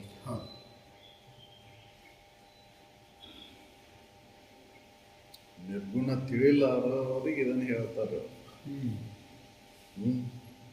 ನಿರ್ಗುಣ ನೀನು ತಿಳ್ಕೊಂಡ ಕಾಲಿಲ್ಲ, ನಿರ್ಗುಣ ಅಷ್ಟಾಂಗ ಯೋಗವನ್ನು ಹೇಳ್ತೀನಿ ಕೇಳು ಅಂತ ಹೇಳ್ತಾರೆ. ಇದನ್ನು ಯಾರನ್ನ ಕುರಿತು ಹೇಳಿದ್ದು ಅಂದ್ರೆ ಚೈತನ್ಯ ಚೈತನ್ಯ. ಕುರಿತ ಹೇಳಿದ್ದು. ನಿರ್ಗುಣ ಅಷ್ಟಾಂಗ ಚೈತನ್ಯ ಕುರಿತು ಹೇಳಿದೆ. ಹೌದಲ್ಲ? ಚೈತನ್ಯ ಯೋಗವೇ ನಿರ್ಗುಣ ಅಷ್ಟಾಂಗ. ಚೈತನ್ಯವನ್ನ ಹೊಂದುದ ನಿರ್ಗುಣ ಅಷ್ಟಾಂಗ. ಅಷ್ಟಾಂಗ ಚೈತನ್ಯ ಕ್ರಿಯೆ ಅಳಿದುದೇ ಬೊಮ್ಮ. ಚೈತನ್ಯ ಕ್ರಿಯೆ ಅಳದುದೇ ಬ್ರಹ್ಮ. ಹೌದು. ಚೈತನ್ಯ ಕ್ರಿಯೆ ಅಳದಾಗ ಬ್ರಹ್ಮ ಅಂತ. ಅದಕ್ಕೆ ಹೇಳಿದ್ರಿ ಭಾವಕ್ಕೆ ಶುದ್ಧ ಚಿತ್ತ ಆಟೆಂದು ತೋರುವ ಈ ಭಾವನೆ ತನ್ನನ್ನು ಲಯವಾಗಿ ತೀವಿ ನಿಜಾನಂದದ ಉಳಿಮೆಯಾದ ಅರಿವಿನ ಭಾವನೆಯೇ ಸುಸಮಾಧಿಯನಿತ್ತು. ಅರಿವಿನ ಭಾವ ಅಳದಾಗ ಅದು ಕೂಡ ಅಳದು ಹೋಗ್ಬೇಕಲ್ಲ. ಅದು ಒಳಗೆ ಹೋಗ್ಬೇಕಂತ. ಹಂಗ ಉಪ್ಪಿನ ಗೊಂಬೆ ಸಮುದ್ರವನ್ನು ಆಳವನ್ನು ನೋಡ್ತಾ ಏನಾಯ್ತು, ಅದು ಗೊಂಬೆ ಅಸ್ತಿತ್ವ ಉಳಿಲಿಲ್ಲ. ಹಂಗ ಅರುಣೇ ನಾನಂತ ತಿಳ್ಕೊಂಡು ಆ ಗುರು ಹೇಳಿದ್ದು ಅರುಣ ನೀನಿದ್ದೀಪ್ಪ, ಅರುವಿನ ಹೊರತು ಬೇರೆ ಏನೂ ಇಲ್ಲ, ಅರುಣೇ ಎಲ್ಲದಕ್ಕೂ ಆಧಾರ ಐತಿ, ಆ ಅರುಣೇ ನೀನದಿ ಅಂತ ಸದ್ಗುರುಗಳು ಹೇಳಿದ ಮೇಲೆ ಅದನ್ನು ತಿಳ್ಕೊಂಡು ಅರುಣೇ ನಾನು ಅದೇನಂತ ಖಾತ್ರಿ ಮಾಡ್ಕೊಳಕ ಒಳಗೆ ಆಳಕ್ಕೆ ಹೋದಂಗೆ ಅರಿವಿನ ಭಾವನೆನೂ ಕೂಡ ಆಳದ ಹೋಗ್ಬೇಕು. ಹೌದು. ಆ ಅರುಣೇ ನಾನು ಅನ್ನುವಂಥ ಭಾವನೂ ಕೂಡ ಲಯ ಅದು ಹೋದಾಗ ಅವಾಗ ನಿಜಾನಂದ ಐತಿ ಅಂತ. ಹೌದು. ಆ ಭಾವನೆನೂ ಕೂಡ ಅಳಿಬೇಕು ಅಂತ. ಅರಿವಿನ ಭಾವನೆ ಎಳಿಬೇಕಲ್ಲ. ಶುದ್ಧ ಚಿತ್ತ ಆನೆಂದು ತೋರುವ ಈ ಭಾವನೆ ತಕ್ಕಳು ಲಯವಾಗಿ ಅದು ಕೂಡ ಅಳದು ಹೋದಾಗ ತೀವಿ ನಿಜಾನಂದದ ಉಳಿಮೆಯಾದ ಅರಿವಿನ ಭಾವನೆಯೇ ಸುಸಮಾಧಿ. ಅಲ್ಲಿ ನಿಜಾನಂದದ ಅನುಭವ ಆಗತ್ತು, ಆವಾಗ ಅದಕ್ಕೆ ಸಮಾಧಿ ಅಂತ. ಹೌದು. ಅದು ಕೂಡ ತೂರ್ಯಾತೀರ್ಥದೊಳಗೆ ಅದು ಕೂಡ ಅಳದು ಹೋಗಿಬಿಡ್ತತಿ. ಅದು ಭಾವನೆಯನ್ನು ಉಳಿದಿಲ್ಲ, ನಿಜಾನಂದ ನನಗೆ ಆಗತ್ತೈತಿ ಅನ್ನೋದನ್ನು ಕೂಡ ಅಳದು ಹೋಗ್ತೈತಿ ತೂರ್ಯಾತೀತದೊಳಗೆ. ಸಮಾಧಿ ಅಂದ್ರೆ ತೂರ್ಯ ಅಷ್ಟೇ ಅದು. ಹೌದು. ಆ ತೂರ್ಯ ಹೆಂಗ ಅಂತಂದ್ರೆ ಅರಿವಿನ ಆ ಭಾವನೆ ಒಳಗೆ ಉಳ್ಕೊಂಡಾಗ ನಿಜಾನಂದದ ಅನುಭವ ಆಗಕತ್ತೈತಿ. ಅದಕ್ಕೆ ಸಮಾಧಿ ಅಂತ ಹೇಳಿ. ಯಾಕೆ ಅಲ್ಲಿ ಏನೊಂದು ವಿಷಯ ಇಲ್ಲ, ಯಾವ ವಿಷಯನೂ ಇಲ್ಲ, ಯಾವ ಕಲ್ಪನೆನೂ ಇಲ್ಲ, ಆನಂದ ಅನುಭವ ಆಗಕತ್ತೈತಿ. ಆ ಆನಂದದ ಅನುಭವನ ಸಮಾಧಿ ಅಂತ ಹೇಳಿ. ಅದು ಕೂಡ ತೂರ್ಯಾತೀತದೊಳಗೆ ಅದು ಅಳದು ಹೋಗ್ತೈತಿ. ಹೌದು. ಈ ರೀತಿಯಾಗಿ ನಿರ್ಗುಣ ಅಷ್ಟಾಂಗ ಐತಿ ನೋಡು ಅಂತ ಹೇಳ್ತಾರೆ. ಅದು ತಾನೇ ತೂರ್ಯವು ಈ ನಿರ್ಗುಣ ಅಷ್ಟಾಂಗ ಯೋಗದ ಕಾರ್ಯಬಹುದಾಗಿ ಪುಷಿಯದು. ಅದು ಖುಷಿ ಐತಿ. ಯಾಕೆ ಅದ ಹೇಳಿದ್ದು ನಿಜಾನಂದ ಆಗಾಕತ್ತೈತಿ ಅನ್ನೋದು ಕೂಡ ಸುಳ್ಳು ಐತಿ. ಅದು ತೂರ್ಯ ಅಷ್ಟ ಅದು. ತೂರ್ಯತನ ಅಷ್ಟ ಅದ. ತೂರ್ಯ ಅತೀತದೊಳಗೆ ಏನೂ ಇಲ್ಲ ಅಲ್ಲಿ, ಏನೂ ಇಲ್ಲ. ಅದು ತಾನೇ ತೂರ್ಯವು ಈ ನಿರ್ಗುಣ ಅಷ್ಟಾಂಗ ಯೋಗದ ಕಾರ್ಯಬಹುದಾಗಿ ಖುಷಿಯದು ವಿದಿತವೆಂದು ಅರಿದ ಉರೇ ಮರೆದುದಾದ ಉಳಿಮೆ ಅದು ತಾನೇ ತೂರ್ಯಾತೀತ. ಅದು ತೂರ್ಯಾತೀತದೊಳಗೆ ಏನೂ ಇಲ್ಲ. ಗೊಂಬೆ ಅಸ್ತಿತ್ವನ ಉಳಿಲಿಲ್ಲ. ಸಮುದ್ರದ ಆಳಕ್ಕೆ ಹೋದಂಗೆ ಹೇಗೆ ಆ ಉಪ್ಪಿನ ಗೊಂಬೆ ಕರಗ್ತಾ ಏನು ಅಸ್ತಿತ್ವ ಇಲ್ಲಿ ಗೊಂಬೆ ಐತೆ ಅನ್ನೋದು ಹೆಂಗೆ ಗುರ್ತಿಸ್ಲಿಕ್ಕೆ ಏನೂ ಉಳಿಲಿಲ್ಲೋ ಹಾಗೆ ತೂರ್ಯಾತೀತದೊಳಗೆ ಏನೂ ಇಲ್ಲ. ಅಲ್ಲಿ ಏನೊಂದು ಇಲ್ಲ. ಅಲ್ಲಿ ಯಾವ ಭಾವನೆನೂ ಉಳಿಲಿಲ್ಲ. ನಿಜಾನಂದ ಆಗತ್ತೈತೆ ಅನ್ನೋ ಭಾವನೂ ಕೂಡ ಅಳದು ಹೋತು. ತೂರ್ಯವು ಈ ನಿರ್ಗುಣ ಅಷ್ಟಾಂಗ ಯೋಗದ ಕಾರ್ಯಬಹುದಾಗಿ ಖುಷಿಯದು. ತೂರ್ಯ ಅದು ನಿರ್ಗುಣ ಅಷ್ಟಾಂಗದ ಯೋಗದ ಕಾರ್ಯ ಅದು ನಿಜಾನಂದ ಆಗತ್ತಲ್ಲೇ ಆ ಭಾವ ಐತೆ. ಹೌದಲ್ಲ? ಅದು ಕೂಡ ಅಳಿತಂದ್ರೆ ಅದು ತೂರ್ಯಾತೀತ. ಹೌದು. ಅದು ಅಳಿಬೇಕಲ್ಲ. ಆನಂದದ ಅನುಭವ ಆಗತ್ತೆ ಅನ್ನೋ ಭಾವನೂ ಕೂಡ ಅಳಿಬೇಕು. ಅಂದಾಗ ಅದು ತೂರ್ಯಾತೀತ. ಅದು ನಿರ್ಗುಣ ಅಷ್ಟಾಂಗಕ್ಕೆ ಕಾರ್ಯ ಅದು ಯಾವುದು? ತೂರ್ಯ ಅನ್ನೋದು. ಹೌದಲ್ಲ, ನಿರ್ಗುಣ ಅಷ್ಟಾಂಗದ ಕಾರ್ಯ ಅದು. ಅಲ್ಲಿ ತೋರಿಸ್ಕೊಡ್ತೈತೆ ಅದು. ನಿಜಾನಂದ ಅಂದ್ರೆ ಹಿಂಗೈತಿ ನೋಡಪ್ಪ ಅಂತ ತೋರಿಸ್ಕೊಡ್ತೈತಿ. ತೋರಿಸ್ಕೊಟ್ಟ ಮೇಲೆ ಅದು ಕೂಡ ಅಳಿತೆ ಅಂದ್ರೆ ಅದಕ್ಕೆ ತೂರ್ಯಾತೀತ. ಹೌದು, ಅದಕ್ಕೆ ಬರಬೇಕಂದ್ರೆ ವೈರಾಗ್ಯ ಎಷ್ಟು ಗಟ್ಟಿಯಾಗಿರೋದು. ಹೌದಲ್ಲ, ಯಮ ಪಾಲನೆ ಎಷ್ಟು ಇರಬೇಕು. ಹೌದಲ್ಲ, ವೈರಾಗ್ಯ ಬರೋದು ಬಹಳ ಕಠಿಣ.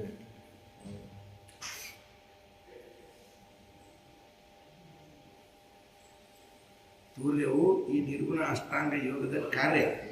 ಅದು ಖುಷಿ, ಅದು ಸುಳ್ಳೈತೆ. ವಿದಿತವೆಂದು ಅರಿದ ಉರೆ ಮರೆದ ಉಳುಮೆ ಆದುದೇ ತುರ್ಯಾತೀತ. ಅವನಿಗೇನು ಉಳಿಲಾರ್ದಂಥ ಸ್ಥಿತಿನ ತುರ್ಯಾತೀತ. ಅಲ್ಲಿ ಏನೂ ಗುರುತಿಸ್ಲಿಕ್ಕೆ ಏನೂ ಇದಿಲ್ಲ, ಅಲ್ಲಿ ಅಸ್ತಿತ್ವನ ಉಳಿಲಿಲ್ಲ. ಉಪ್ಪಿನ ಗೋಂಬಿ ಏನಾಯ್ತಪ್ಪ ಅಂತಂದ್ರೆ ಎಲ್ಲಿ ಹೋಯ್ತಂದ್ರೆ ಸಮುದ್ರನ ಆಯ್ತ.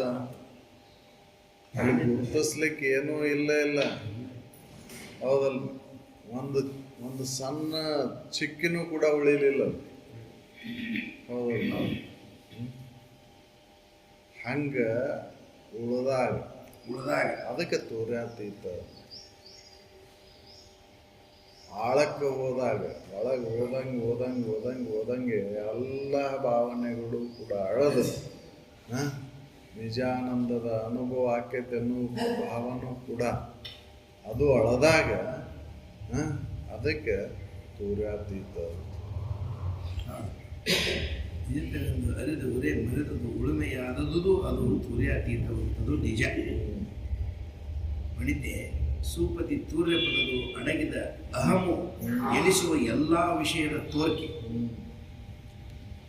ಅಹಂ ಅಲ್ಲಿ ಸೂಪತದೊಳಗೆ ಅಡಿಗೆ ಹೋಗ್ತದೆ. ನಾನು ಅನ್ನೋ ಭಾವನೆ ಕೂಡ ಅಳದು ಹೋಗ್ತಾನೆ. ಎಲ್ಲ ಭಾವನೆಗಳು ಕೂಡ ಅಳದು ನಾನನ್ನೋ ಭಾವನೂ ಅಳೀತದೆ. ನಾನು ಅದೇನನ್ನೋ ಭಾವನೂ ಕೂಡ ಅಳದು ಹೋತು. ಇನಿಸಿಲ್ಲದ ಆನಂದ ನಿಜವಾಗಿ ತಾನು ಇರುವುದನ್ನು ಅನುಭವ ಸಿದ್ಧ. ಇದು ನಂಬು. ಇದು ಎಲ್ಲ ಭಾವನೆಗಳ ಅಳದಾಗ ಏನು ಉಳಿತೈಪ ಅಂತಂದ್ರೆ ನಿಜಾನಂದ ಉಳಿತು. ಆ ಭಾವನೆನೂ ಕೂಡ ಅಳದು ಹೋತಂದ್ರೆ ಅದು ಇದು ಅನುಭವ ಸಿದ್ಧ ಐತಿ ನೋಡು, ಅದ ಬ್ರಹ್ಮವಸ್ತು ನೋಡು. ಎಲ್ಲ ಭಾವನೆಗಳನ್ನು ಅಳದಾಗ ಬ್ರಹ್ಮ ಆಗಿ ಉಳಿತಾನ.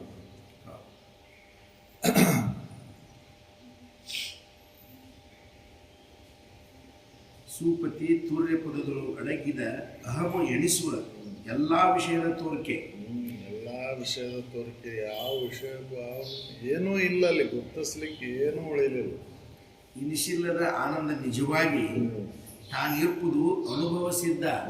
ಇಂತಿದು ನಮ್ಮ ಅಲ್ಲಿ ಏನಾಯ್ತಪ್ಪ ಅಂದ್ರೆ ಸಮುದ್ರದಾಗ ಒಮ್ಮೆ ಸಮುದ್ರನ ಆತ. ನೀ ಇಲ್ಲಿ ನಿಜಾನಂದದ ಅನುಭವಿಸ್ಕೊಂತ ಏನಂದ್ರೆ ಆನಂದ ಸ್ವರೂಪನೇ ಆಗಿ ಉಳಿದೆ. ಹೌದಲ್ಲ, ಏನೂ ಉಳಿಲಿಲ್ಲ. ಆನಂದ ಒಂದು ಬಿಟ್ಟು ಬೇರೆ ಏನೂ ಉಳಿಲಿಲ್ಲ. ಅದು ಕೂಡ ಹೇಳಲಿಕ್ಕೆ ಬರೋದಿಲ್ಲ. ಅದು ಆ ಆನಂದವನ್ನು ಹೇಳು ಅಂತಂದ್ರೆ ಹೇಳಲಿಕ್ಕೆ ಬರೋದಿಲ್ಲ. ಅಲ್ಲಿ ಏನು ಹೇಳಲಿಕ್ಕೆ ಬರೋದಿಲ್ಲ. ಅದು ಯಾಕಂದ್ರೆ ಅದು ಗುಣಗಳನ್ನ ಅವಲಂಬನೆ ಆಗಿ ಬಂದಂಥ ಆನಂದ ಅಲ್ಲದು. ಗುಣಾತೀತವಾಗಿ ಬಂದಂಥ ಆನಂದ, ಅದನ್ನು ಹೇಳಲಿಕ್ಕೆ ಬರೋದಿಲ್ಲ. ಗುಣಗಳಿಗೆ ಅನುಸಾರವಾಗಿ ಆದಂಥ ಆನಂದವನ್ನು ನೀವು ಹೇಳ್ತೀರಿ. ಇದು ಶಬ್ದದಿಂದ ಆನಂದ ಆಯ್ತು, ರೂಪದಿಂದ ಆನಂದ ಆಯ್ತು, ಸತ್ವದಿಂದ ಆನಂದ ಆಯ್ತು ಅಂತ ಹೇಳ್ತೀರಿ. ಆದ್ರೆ ಅದನ್ನು ಹೇಳಲಿಕ್ಕೆ ಬರೋದಿಲ್ಲ. ಅದನ್ನ ಹೇಳಕ್ ಬರ್ತದೆ, ಇದನ್ನು ಹೇಳಕ್ ಬರೋದಿಲ್ಲ. ಯಾಕಂದ್ರೆ ಹೇಳಲಿಕ್ಕೆ ಏನು ಎಡೆನ ಇಲ್ಲಲ್ರಿ. ಅಲ್ಲಿ ಏನೂ ಇಲ್ಲೇ ಇಲ್ಲ ಅಲ್ಲಿ. ಎಲ್ಲ ಅಳದು ಹೋಗೈತೆ ಅಲ್ಲಿ. ಮನಸ್ಸು, ಬುದ್ಧಿ, ಚಿತ್ತ, ಅಹಂಕಾರ ಎಲ್ಲವೂ ಅಳದು ಹೋಗ್ತವೆ. ಅಹಂ ಅಳದು ಹೊತ್ತು ಆ ಅಹಮ್ಮಿನ ಅಳದಂತ ಭಾವನೆ ಏನೈತಿ ಅಂದ್ರೆ ಆನಂದ. ಆ ಆನಂದನ ನಾನಂತ ಉಳಿದಾಗ ಅಲ್ಲಿ ಭಾವನೆ ಉಳಿಲಿಲ್ಲ. ಅದನ್ನು ಹೇಳಲಿಕ್ಕೆ ಬರೋದಿಲ್ಲ.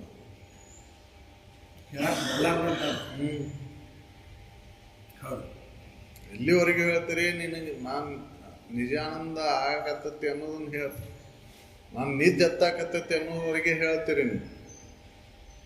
ಮಬ್ಬು ಬರಾಕತ್ತಿ ಅಂತ ಹೇಳ್ತೀರಿ. ಮಬ್ಬು ಅಳದು ಆ ನಿಜಾನಂದ ಆನಂದದೊಳಗೆ ನಿದ್ದೆ ಒಳಗೆ ತೇಲಾಡೋ ಹೊತ್ನ್ಯಾಗ ನಿದ್ದೆ ಹೆಂಗೆ ಐತಿ ಅನ್ನೋದನ್ನ ನಿದ್ದೆ ಒಳಗಿದ್ದಾಗ ಹೇಳ್ಲಿಕ್ಕೆ ಬರ್ತೈತಿ. ಅದು ಗುಣಗಳಿಗೆ ಅನುಸಾರವಾಗಿ ತಮೋ ಗುಣಕ್ಕನುಸಾರವಾಗಿ ಆದಂಥ ಆನಂದವನ್ನು ಹೇಳ್ತೀರಿ ನೀವು. ನಿದ್ದೆಯಿಂದ ಎಚ್ಚತ್ತು ಬಂದ ಮೇಲೆ ನಿದ್ದೆ ನಾನು ಚಲೋ ಆಯ್ತು, ಇವತ್ತು ಸುಖದಿಂದ ನಿದ್ರೆ ಮಾಡಿದೆ ಅನ್ನೋದನ್ನು ಹೇಳ್ತೀರಿ ನೀವು. ಆದ್ರೆ ಈ ತೂರ್ಯಾತೀತದಿಂದ ಆದಂಥ ಅನುಭವವನ್ನು ಹೇಳುವಂತ ಹೇಳಲಿಕ್ಕೆ ಬರುವುದಿಲ್ಲ. ಯಾಕಂದ್ರೆ ಗುಣಗಳಿಗೆ ಅನುಸಾರವಾಗಿ ಬಂದಂಥ ಆನಂದ ಅಲ್ಲದು, ಅದನ್ನು ಹೇಳಲಿಕ್ಕೆ ಬರುವುದಿಲ್ಲ. ಏನೋ ಒಂದು ಅನುವಿನಿಂದ ತಿಳ್ಕೊಳ್ಳಿ ಮುಮುಕ್ಷುಗಳು ಅಂತ ಹೇಳಿದ್ದನ್ನು ಹೊರತಾಗಿ ಅದನ್ನು ಹೇಳು ಅಂತಂದ್ರೆ ಹೇಳಿಕ್ಕೆ ಬರುವುದಿಲ್ಲ. ಅದಕ್ಕೆ ಮಾತು ಮನಂಗಳಿಂದ ತಪ್ಪು ಅಂತ ಹೇಳಿ ಅದನ್ನು ಹೇಳಲಿಕ್ಕೆ ಬರುವುದಿಲ್ಲ. ಈ ರೀತಿಯಾಗಿ ನಿರ್ಗುಣ ಅಷ್ಟಾಂಗ ಪಾಲನೆ ಮಾಡಿದಾಗ ನಮಗೆ ಆ ಆನಂದವನ್ನು ಹೊಂದಲಿಕ್ಕೆ ಬರ್ತೈತಿ. ಅದಕ್ಕೆ ಯಮ ಅನ್ನೋದು ಮುಖ್ಯ ಐತಿ. ವೈರಾಗ್ಯ ಬರಬೇಕಲ್ಲ, ವೈರಾಗ್ಯ ಬರದ ಹೊರತು ಆ ತೂರ್ಯಾತೀತದ ಅನುಭವವನ್ನು ಮಾಡ್ಕೊತೇನೆ ಅಂದ್ರೆ ಸಾಧ್ಯ ಇಲ್ಲ. ಹೌದು.